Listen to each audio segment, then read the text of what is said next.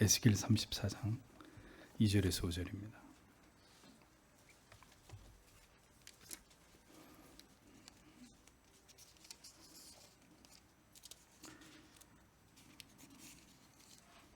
다 같이 읽겠습니다.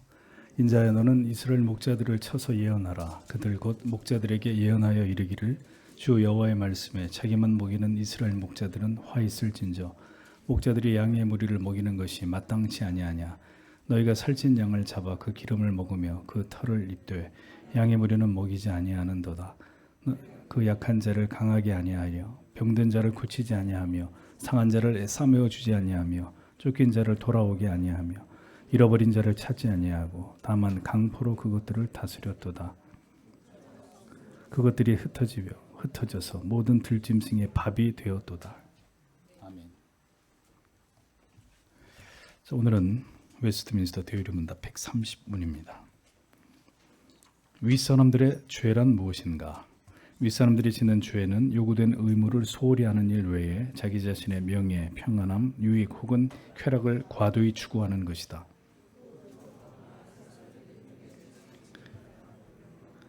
악한 일을 권하고 격려하거나 찬성함이며 선한 일을 못하게 하라 말리고 막심시키거나 반대함이며 그들을 부당하게 징계함이며 부주의하여 잘못된 일이나 시험이나 위험에 빠지게 하거나 내버려 둠이며 그들을 욕되게 하거나 불공평, 무분별, 가혹하거나 태만한 행동으로 그들의 권위를 깎는 일이다 라고 설명하고 있습니다. 아랫사람들에게 범할 수 있는 윗사람으로서의 죄를 대의문답은 5계명을 설명하는 내용 속에다가 포함을 시키고 있습니다. 그 이유는 윗사람에 대한 아랫사람들의 죄만을 여겨할 것이 아니라 윗사람을 공경하라고 말씀하신 계명에 대해서 윗사람들도 보다 책임 있는 태도와 모습으로 하나님이 주신 권위를 지키는 것의 중요성을 강조하기 위해서입니다. 윗사람에게도 하나님께서는 그 자리에 걸맞는 거룩한 의무를 수행하기를 요구하십니다. 그러나 그것을 소홀히 여기는 것 자체가 하나님이 보실 때는 죄가 된다라는 사실을 대의문답이 우리에게 가르쳐주고 있습니다. 하나님이 주신 권위와 함께 책임을 무겁게 인식하지 못함에서 일어나는 일들입니다. 윗사람으로서의 그 위치와 책임에 상응하는 합당한 신앙의 태도와 삶을 보이지 않은 채 권위만을 행사하는 것은 하나님이 보실 때 죄가 된다라는 사실을 우리는 잊지 말아야 합니다. 오늘 읽은 에스겔의 말씀을 보십시오. 하나님께서는 양떼를 먹이지 않고 자기의 배만 불리는 목자들에 대해서 그들을 벌하시겠다고 말씀하고 있습니다. 하나님께서 윗사람들을 세우신 이유는 그들에게 권위를 주신 까닭은 하나님을 대신해서 그들에게 주어진 위임된 권위를 가지고 아랫사람들을 잘 보살피도록 하기 위함입니다. 그런데 윗사람들이 자기들의 의무를 소홀히 하는 것은 5계명을 어기는 죄가 된다라고 분명하게 대유리에서 명시를 하고 있는 것이죠. 윗사람이 짓는 죄는 요구된 의무를 소홀히 하는 일 외에 자기 자신의 명예, 평안함, 유익 혹은 쾌락을 과도히 추구하는 것이다. 이렇게 설명을 하고 있습니다. 하나님이 주신 권위가, 그 특권이, 그 위치가 결국 자기의 이기적인 목적을 이루기 위한 수단이 되어서는 안 된다라는 것을 알아야 합니다. 권위에는 언제나 합당한 의무가 요구된다는 것을 알아야 되고 그 의무를 감당함에 있어서 부족함이나 소홀함이 없도록 해야 된다는 것입니다. 또 그 권위를 통해서 만약 자기의 명예나 자기의 일신의 어떤 평안함, 유익, 쾌락만을 과도하게 추구하게 되는 것은 금해야 될 죄가 된다. 이렇게 분명히 설명을 하고 있습니다. 이 말은 윗사람에게 주신 모든 권위는 그것을 다 사용하지 않는 것이 아름다운 것이라는 겁니다. 권위는 자기의 명예나 영광, 평안함만을 추구하기 위한 도구가 되어서는 안 됩니다.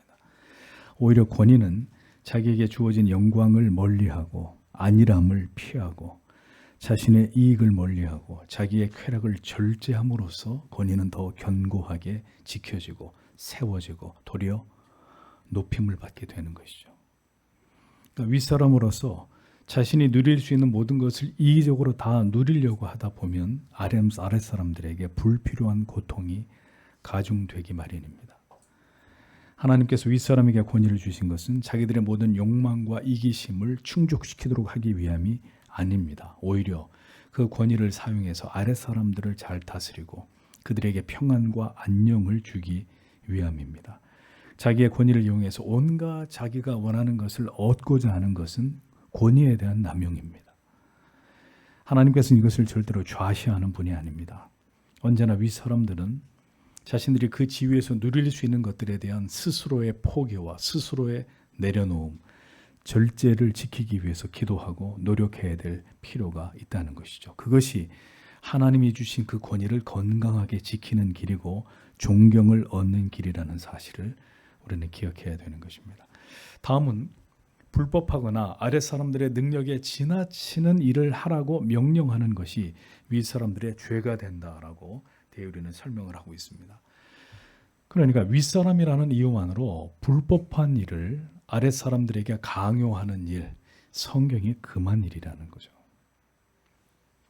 로마의 황제들은 초대교회 성도들에게 하나님 대신 황제, 자기를 숭배할 것을 강요했습니다. 일본은 조선의 그리스도인들에게 하나님 대신 신사를 참배할 것을 강요했습니다. 이것은 극악한 일입니다.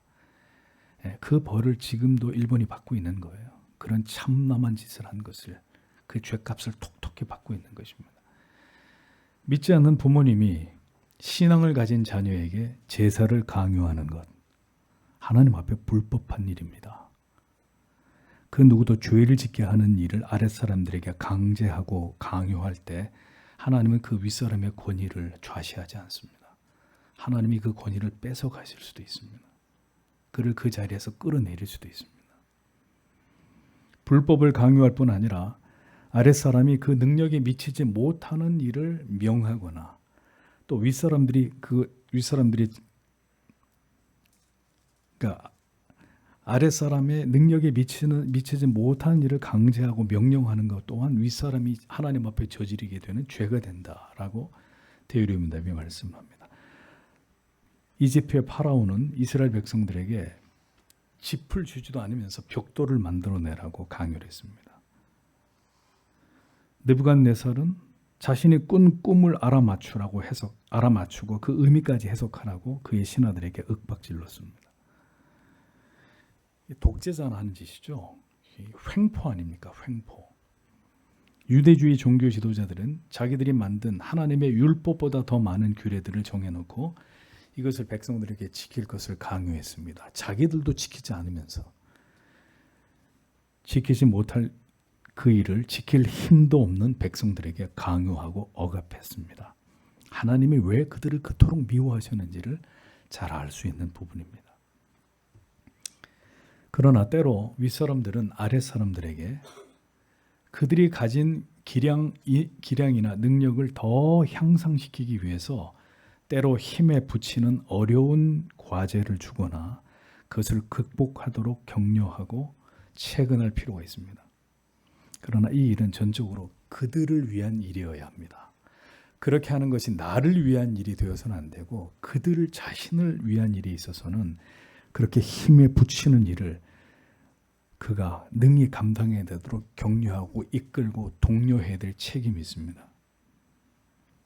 우리는 이 부분까지를 유념해야 될 필요가 있는 거죠. 이어 악한 일을 권하고 격려하거나 찬성함이며 선한 일을 못하게 말리고 낙심시키거나 반대하는 일들을 윗사람들이 금해야 된다라고 대규리는 설명을 하고 있습니다. 아랫사람들에게 악한 일을 시키거나 그것을 장려하고 그것을 적극 동의하고 지지하는 일, 가장 최악의 윗사람의 모습입니다. 자식이 잘못된 길을 가면 부모가 목숨을 던져서라도 그것을 막으려고 해야지. 그것을 잘한다고 칭찬을 해주고 박수를 쳐줘요. 하나님 앞에 같이 망하자는 이야기죠. 악한 일을 권하는 일은 드문 일입니다. 사실 이것은 쉽지 않은 일이죠. 아버지가 깡패라도 자식 보고 깡패되라고 하는 깡패 아버지가 어디 있겠어요. 아버지가 도둑놈이라도 자식에게 도둑질을 가르치는 이런 부모는 많지 않습니다. 그러면 뭐가 문제일까요?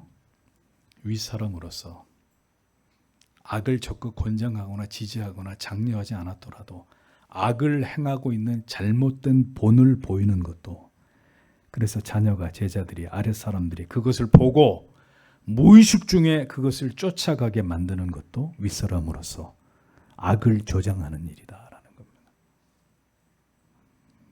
아랫사람들에게 그릇된 모습을 보이고 그것으로 고통을 겪게 하고 괴로움과 수치를 느끼게 하는 일이 있었다면 성도 여러분, 회개하셔야 합니다. 하나님이 다 보고 계신단 말이에요. 하나님이. 그러한 모습은 스스로 윗사람의 모든 권위를 허무는 일이고 아랫사람의 인생에까지 심각한 영향을, 악영향을 끼치는 죄가 되는 일입니다. 악한 이념, 악한 정신, 악한 철학, 악한 사상을 가르치는 것 또한 자녀에게, 아랫사람들에게 악을 권하는 일이다 라는 것을 기억하십시오. 인본주의적이고 탐욕적이고 반기독적이고 반성경적인 사상을 따르게 하고 그것을 지지하며 동의하게 만드는 일, 명백하게 윗사람이 아랫사람에게 지금 악을 가르치고 있는 것이고 죄를 범하게 만드는 일이다 라는 사실을 기억하십시오. 오직 진리의 편에 서서 좋은 것을 보고 배우게 하고 바른 길로 행하는 것을 격려하고 지지해 주어야 합니다. 악을 권하거나 지지하거나 동의해 주는 일, 절대로 윗사람이 해서는 안 되는 일입니다. 만약에 자녀가 동성애에 빠졌다, 그러면 어떻게든 그 자녀가 돌이켜 거기서 벗어나도록 자식을 거기서 건져내야지. 부모라는 작자들이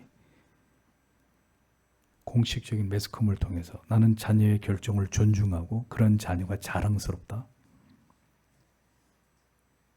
참, 답이 없는 이야기입니다. 그것을 부모가 수용하고 지지하는 길은 같이 멸망의 길로 가는 것입니다. 그런데 성도 여러분, 이제 법으로도 이것조차 막으려고 하고 있습니다.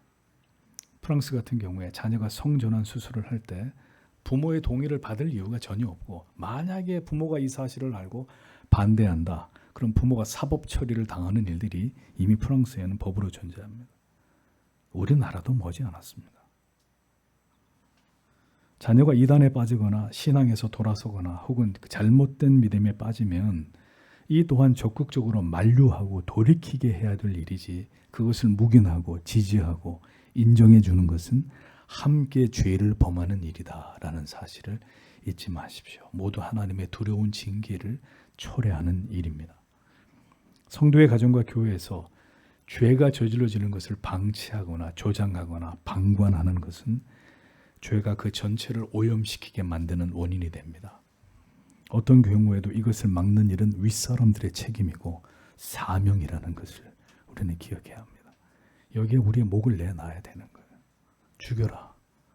날 죽이고 그 길을 가라. 반대로 선한 일을 행하고자 하는데, 옳은 길을 선택해서 바른 길을 가고자 하는데 이것을 가로막습니다. 그래서 그것을 좌절시킵니다. 낙심하게 만듭니다. 그것을 반대합니다.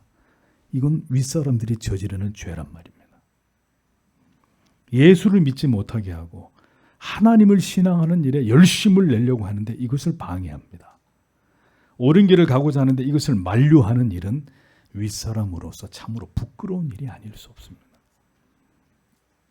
고생이 된다는 이유만으로 신앙의 바른 길을 행하고자 할 때, 하나님의 법을 지키고자 하는데 그 길이 힘들고 어렵다는 이유로 꼭 그 길을 가야 되느냐, 그가 진리를 따라 갇히는 일을 행하고자 하는데 그것을 하지 못하게 하는 일, 과도하게 우리가 염려하고 우려해서 그것을 하지 못하게 하는 일, 그 일을 하는 것을 부끄럽게 여기게 만드는 이런 모든 일들은 윗사람으로서 참으로 아랫사람에게 죄악을 저지르는 일이다 라고 대유리 문답은 우리에게 분명하게 가르쳐주고 있습니다. 우리의 자녀가 강하게 자라기를 원한다라고 부모님 기도하시면 우리의 자녀 인생에 수많은 고난이 생길 거라는 걸 각오하셔야 됩니다. 우리 아이가 사랑이 많은 사람이 되길 원한다라고 기도하셨으면 얘가 자라는 가운데 많은 사람들에게 미움을 당하거나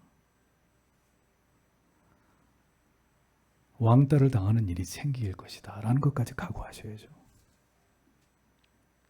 우리 아이가 정직한 아이가 되길 원한다면 이 아이의 정직을 시험할 많은 유혹들이 이 아이에게 찾아올 거라는 것까지를 윗사람은 계산을 하고 계셔야 됩니다. 아니 그런 대가를 지불하지 않고 무슨 수로 강해지고 사랑이 만해지고 정직해지고 수많은 게으름과 나태함과 싸우지 않은 사람이 어떻게 부지런해집니까? 그런 일이 어떻게 저절로 가능합니까? 아니 왜 우리는 이런 생각들을 못하는 거죠? 하나님이 원하는 사람이 되려면 그 반대에 무수히 이 가치를 허물려고 하는 도전들과 싸워내서 하나님이 원하는 사람이 되는 거잖아요. 근데 이런 것들은 하나도 내 자식한테 일어나면 안 되고 이런 사람이 돼야 된다고 생각해요. 그러니 그런 사람이 되지 못하는 것입니다. 그거는 윗사람이 아랫사람에게 가져야 될 생각이 태도가 아니라는 거죠. 하나님이 쓰시는 이런 인물이 되기를 원합니다. 여기 이름을 수호라고 지었어요. 걱정이에요. 그 이름 값을 해야 돼 이제 태어나면. 이제 태어나자마자 모든 사람이 너는 수호야. 큰일 났어 이제 수호가 이제. 이걸 어떻게 짊어지고 이걸. 걱정하지 마세요. 하나님이 그 이름대로 만들어 가실 거니까. 그 이름대로 쓰실 것이고. 그러니까 아들한테도 엄청 미안한 게 있어요. 준하. 준비 안 하면은 죽는 거지 뭐. 준비 안 하고 대충 인생 살다가 내 이름값도 못 하고 죽는다. 이런 생각을 늘 하지 않겠어? 그러니 여러분, 우리가 뭔가를 아랫사람들에게 그리는 게 있다면, 그들에게 바라는 게 있다면 그 반대로 이 대가를 치를 것에 대해서까지 여러분들이 기도하시면서 그 모든 걸 함께 감당하고 인생을 걸어갈 각오를 하셔야죠. 어떻게 저절로 다 훌륭한 사람이 되고 저절로 다 착한 사람이 되고 저절로 다 멋있는 그리스도인이 됩니까? 그게 가능합니까? 5계명은 자식이 부모에게 아랫사람으로서의 윗사람에 대한 도리만을 말씀하고 있지 않습니다. 반대로 아랫사람에 대한 윗사람의 도리와 아랫사람에게 죄가 되는 행위에 대해서까지 포함해서 이 계명을 적용해서 더 확대할 것을 말씀하고 있습니다. 즉 윗사람으로 존경과 사랑을 받으려면 아랫사람들에 대한 윗사람으로서의 도리를 다하라는 말씀까지를 5계명 안에 포함되고 있는 거예요. 10계명은 이렇게 합리적입니다. 이어 윗사람이 금해야 할 죄는 아랫사람을 부당하게 징계함이고 부주의하여 잘못된 일이나 시험이나 위험에 빠지게 하거나 내버려 두는 일이다 라고 설명을 하고 있습니다. 징계와 처벌은 반드시 필요합니다. 그러나 그것은 잘못한 것에 비례해서 이루어져야 되고 정당하게 시행되어야 합니다. 억울함이나 부당함을 느끼게 해서는 안 됩니다. 잘못에 준한 벌을 받아야지 그 이상의 벌을 받음으로 이것을 학대라고 여기게 만드는 것은 절대로 일어나서는 안 되는 일입니다. 그러니까 적절한 징계와 사랑이 같이 이루어져야 합니다. 그렇지 않으면 부당하고 억울한 징계를 받은 자의 개선과 교정보다는 그의 분노와 복수의 감정만을 폭발시키게 만드는 결과를 피할 수 없게 되는 것이죠. 1만큼 잘못했으면 1만큼 야단을 맞아야 되는데 잘못은 1 했는데 벌은 10을 받아. 그럼 당연히 이 억울한 분노의 감정이 자녀의 마음속을 지배하면서 그 권위에 대해서 도전하려고 하는 반발과 반항심이 생기지 않겠습니까? 아랫사람에 대한 올바른 교훈과 지도와 훈계와 책망이 없으면 아랫사람들이 부주의하게 잘못한 일이나 시험에 위험에 빠지는 일이 생길 수 있습니다. 예를 들어 부부가 맞벌이를 하느라고 자녀들이 어떤 죄악에 노출된 채로 지금 성장하고 있는지 전혀 알지 못하는 거예요. 응? 요즘에는 뭔 이렇게 정신 나간 교육이 이런 게 있는지 애들 교육을 전부 다 태블릿으로 하니까 그 태블릿을 들고 얘가 공부를 하고 있는지 게임을 하고 있는지 뭐 야동을 보고 있는지 알 길이 없는 거예요. 확인할 길이 없는 거예요. 그냥 부부가 맞벌이 아니라고 정신없고 애들은 어떤 악에 노출된 채로 지금 얘들이 자라고 있는지 전혀 살피지 못하고 그래 자네들의 영혼을 그렇게 방치했다. 명백한 윗사람의 죄가 된다는 것입니다. 아랫사람들이 자녀나 제자들이 아랫사람들이 그들의 그릇된 선택으로 인해서 부주의함으로 그릇된 길에 위험한 일에 넘어지게 될 때 성경은 교리는 그들만의 잘못이 아니라 그들을 그렇게 유기한 윗사람의 죄도 절대로 적지 않다라고 얘기하고 있는 거예요. 목사님 먹고 사니라고 바빠서 자녀들 그만. 저한테는 그렇게 변명하실 수 있어요. 하나님 앞에 가서는 그렇게 얘기하실 수 없어요. 먹고 사는 것보다 더 중요한 거는 자식을 하나님의 사람으로 하나님 앞에서 신전인격자로 키우는 것입니다. 무엇이 그러니까 제일 중요한지를 잊어버리지 마시라는 거죠. 하나님이 지금 나에게 자녀를 맡기셨다면 가르치는 자를 내 밑에 일하는 사람을 내게 보내주셨다면 우리는 가장 먼저 그들을 바르게 이끌고 그들이 어려움에 처하거나 죄악에 빠지는 일이 생기지 않도록 거기에 가장 최선을 다해야 되는 것입니다. 거기에. 자녀를 주셨어도 그놈의 돈 때문에 경제의 문제 때문에 자녀를 방치할 것 같으면 차라리 돈을 적게 벌더라도 그들을 지키고 그들을 바른 길로 인도하는 일에 최선을 다하라 이겁니다. 돈을 좀 적게 벌더라도 그 자녀 곁에 있어서 그들이 들어야 되고 보아야 되고 깨달아야 될 것들을 부모가 가르치셔야 된다는 겁니다. 이런 원칙이 무너지면 가장 중요한 것을 결국 잃어버리게 되는 거예요. 그리고 자녀가 성장했다. 여러분 말 들을 것 같습니까? 절대로 듣지 않죠. 절대로 듣지 않죠. 모든 권위가 이미 다 무너졌는데 뭔 권위가 있어서 부모의 말을 듣겠습니까? 다 무시하고 자기들 마음대로 사는 거죠. 이런 결과를 피할 수 없게 된다고 누누이 여러분들에게 말씀드리지 않습니까? 윗사람이 아랫사람에게 범하는 죄는 마지막으로 그들을 욕되게 하거나 불공평, 무분별, 가혹하거나 태만한 행동으로 그들의 권위를 깎는 일이다 라고 말했습니다. 권위는 하나님께로부터 비롯되고 우리가 하나님을 알 때 더 하나님을 경외하고 사랑하지 않을 수 없음을 우리가 하나님 안에서 발견하게 되듯이 하나님께서는 권위를 주신 자들이 그 내면적인 아름다움과 그들의 삶을 통해서 그들의 권위가 합당하고 아름답게 보존되는 것을 원하십니다. 권위를 줬으니까 알아서 해라가 아니라 그 권위를 하나님의 말씀을 지키고 그 말씀 안에 살아가고 그 영혼이 더 자라가고 더 성장해가는 걸 통해서 그에게 주신 그 권위가 그 사람에게 아름답게 발현되고 보존되고 그 권위들이 지켜지는 것을 하나님이 원하신다고요. 그 권위에 합당하지 않게 행동하고 욕되게 하거나 혹 그 권위를 가진 자가 불공평하고 공명정대해야 되는데 불공평, 불공정하고 무분별하고 너무 가혹하고 혹은 너무 태만해서 아랫사람이 보기에 전혀 본이 되지 않는 배울 점이 보이지 않을 때 하나님께서 그들에게 주신 권위를 스스로 깎아먹는 일이 된다. 그렇게 해서 권위를 깎아먹은 사람들이 이 세상에 얼마나 많습니까? 세상에만 있나요? 오늘날 교회 안에는 하나님이 주신 거룩한 권위를 깎아먹고 있는 직분자들이 없을까요?